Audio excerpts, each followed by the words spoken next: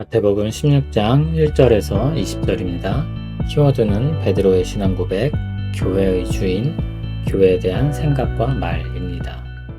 바리새인과 사두개인들이 와서 예수를 시험하여 하늘로부터 오는 표적 보이기를 청하니 예수께서 대답하여 이르시되 너희가 저녁에 하늘이 붉으면 날이 좋겠다 하고 아침에 하늘이 붉고 흐리면 오늘은 날이 굳겠다 하나니 너희가 날씨는 분별할 줄 알면서 시대의 표적은 분별할 수 없느냐.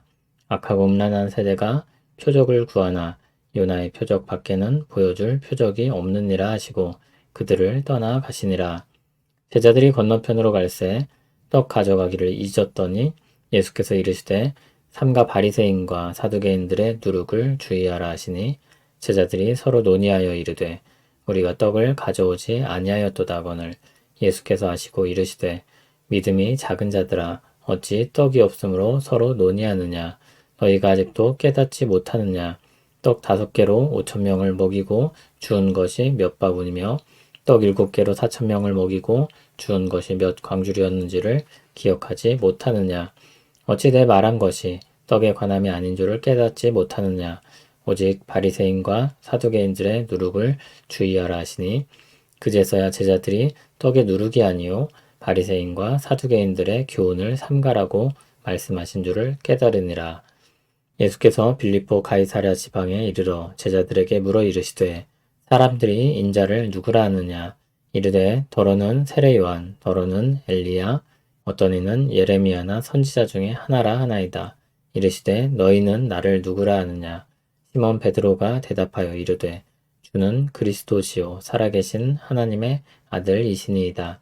예수께서 대답하여 이르시되 바요나 시몬아 내가 복이 있도다. 이를 내게 알게 한 이는 혈육이 아니요 하늘에 계신 내 아버지시니라. 또 내가 내게 이르노니 너는 베드로라. 내가 이 반석 위에 내 교회를 세우리니 음부의 권세가 이기지 못하리라. 내가 천국 열쇠를 내게 주리니 내가 땅에서 무엇이든지 매면 하늘에서도 매일 것이요 내가 땅에서 무엇이든지 풀면 하늘에서도 풀리리라 하시고 이에 제자들에게 경고하사 자기가 그리스도인 것을 아무에게도 이르지 말라 하시니라. 아멘. 예수님께서 여러 지방을 다니시며 은혜를 베푸셨습니다. 한편 바리새인과 사두개인들은 예수님을 시험합니다. 바리새인과 사두개인들이 함께 예수님의 반대편에 서 있다는 것이 놀랍습니다. 바리새인과 사두개인은 서로 경쟁관계 또는 대립관계였기 때문입니다.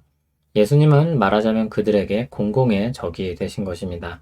바리새인들과 사두개인들은 공공의 적을 위해 동맹을 맺고 있는 것입니다. 그들의 시험이 무엇입니까? 하늘로부터 오는 표적을 보여달라는 것입니다.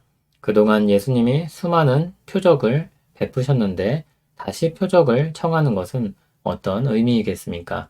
정말 믿을 만한 표적을 보이면 믿겠다는 것이겠습니까? 아닐 겁니다. 그 어떤 표적을 보여도 안 믿을 것입니다. 예수님을 부정하기 위한 마음을 가지고 시험하는 것입니다. 반대할 구실을 잡으려는 것입니다. 예수님은 대답하십니다.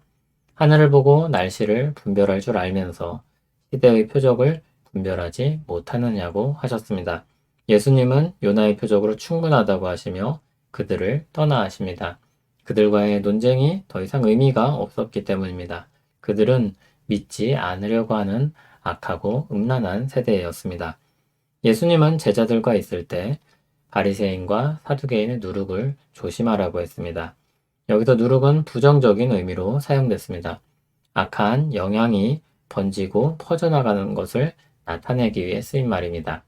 제자들은 떡 가져오는 일을 잊었기 때문에 그 일로 말씀하시는 줄 착각했습니다.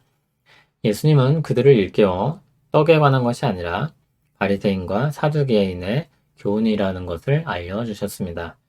예수님은 이스라엘 북쪽에 위치한 빌립보 가이사랴로 가셨습니다. 예수님은 제자들에게 자신이 누구인지 물으십니다.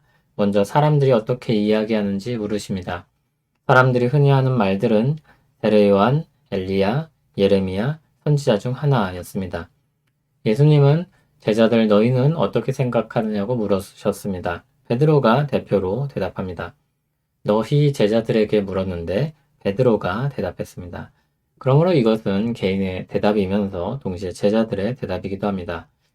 주는 그리스도시요 살아계신 하나님의 아들이시니이다. 그리스도는 메시아라는 말로서 구약에 약속된 구원자를 뜻합니다. 하나님의 아들은 하나님과 동등한 지위와 능력을 가졌다는 의미를 가집니다. 예수님은 그를 복되다 하시며 하늘에 계신 하나님 아버지께서 알게 하신 것이라고 했습니다. 그 고백이 참으로 옳은 것이며 그 지식이 하나님으로부터 온 것이라고 인정해 주신 것입니다. 주님은 이 반석 위에 내 교회를 세우신다고 말씀하시며 음부의 권세가 그것을 이기지 못한다고 했습니다. 여기서 반석은 주님을 향한 신앙 고백입니다. 반석을 베드로와 동일시하는 해석도 있는데 23절을 보면 베드로는 사탄으로 불리게 될 만큼 연약했던 한 사람에 불과했습니다. 그의 인격이나 실력이나 존재보다 하나님께서 허락하신 주님을 향한 올바른 신앙 고백이 교회의 기초가 되는 것이라고 보는 것이 적절할 것입니다. 그리고 그것을 세우시는 분은 교회의 주인이신 주님이라는 것을 더욱 새겨야 할 것입니다. 주님은 그 신앙 고백을 가진 교회에게 천국 열쇠를 준다고 했습니다. 그들이 땅에서 메고 푸는 것이 하늘에서도 동일하게 이루어질 것이라고 했습니다. 이것은 그들의 신앙 고백, 즉 복음을 가리키는 것입니다. 예수님께서 그리스도시며 살아계신 하나님의 아들이라는 것, 그것을 땅에서 믿지 않으면 하늘에서도 구원이 없는 것입니다. 땅에서 믿으면 하늘에서도 구원이 확정되는 것입니다. 음부의 권세도 그것을 흔들지 못할 것입니다. 주님은 그와 같은 가르침을 주신 후에 아직 때가 이르지 않았으므로 제자들의 입단속을 시키십니다. 예수님은 믿는 자들을 천국에 서기관된 사람들과 같다고 하셨습니다. 구약에 주어진 하나님의 말씀과 신약에 주어진 하나님의 말씀을 가지고 천국에 대해 소개하고 알리는 사람들입니다. 그 말씀들은 하찮은 것들이 아니라 마치 고이 간직한 보물을 내와서 보이는 것처럼 너무나도 귀중한 것입니다. 사람들에게 새 생명을 주고 천국 백성이 되도록 길을 가르쳐주는 모든 것을 다 팔아도 아깝지 않은 소중한 것입니다. 우리 주 예수 그리스도께서 그 은혜를 주십니다. 주는 그리스도시며 살아계신 하나님의 아들이십니다. 그 예수님께서 주시는 것입니다. 그 신앙 고백 위에 주님의 교회가 세워졌습니다. 교회가 고백하는 것과 같이 주님은 그리스도시며 살아계신 하나님의 아들로서 주님의 교회를 세우실 것입니다. 그러므로 음부의 권세가 흔들지 못할 것입니다. 하나님의 교회를 위하시면 그 누구도 그 무엇도 어찌할 수 없는 것입니다. 교회의 주인이 주님이심을 새기길 바랍니다. 그 안에 모든 질서와 위로와 힘과 생기가 있습니다.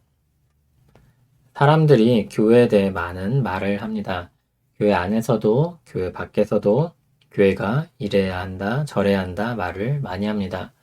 그런데 그 이야기들을 가만히 듣고 있으면 많은 경우 자신의 이상을 반영하여 교회의 고정된 모습을 그리는 것을 많이 봅니다.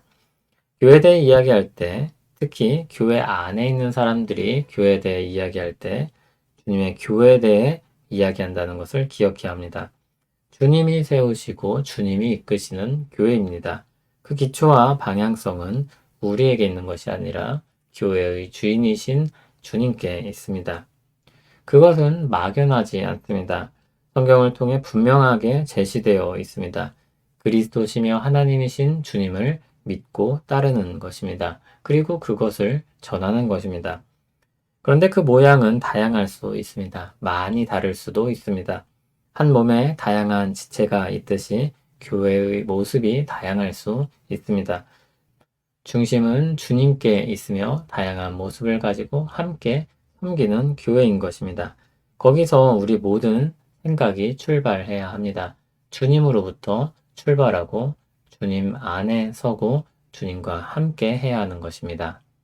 우리를 교회로 모으시고 주님의 백성으로 보살펴 주시니 감사합니다. 주님께서 우리를 다스리고 책임지심을 기억하며 우리 모든 것을 맡기오니 도우시옵소서. 우리 가운데 역사하시는 하나님의 은혜를 믿고 바라며 기도할 때 주님의 응답하심을 깨닫고 보게 하옵소서. 예수님 이름으로 기도합니다. 아멘.